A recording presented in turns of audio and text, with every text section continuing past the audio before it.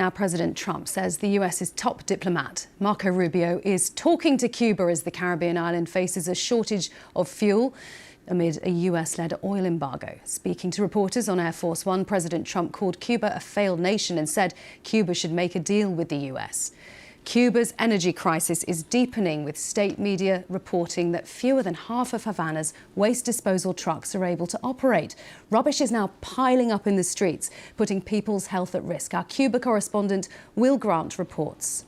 With every day that passes, the fuel and energy crisis is getting harder for ordinary Cubans to deal with. And it's very visible too in the streets of Havana. One of the obvious ways is the accumulation of rubbish on street corners. With such small supplies of petrol available, garbage trucks are simply not making their regular rounds to collect accumulated rubbish, leading to public health crises of mosquito-borne diseases like dengue fever and chikungunya across the island.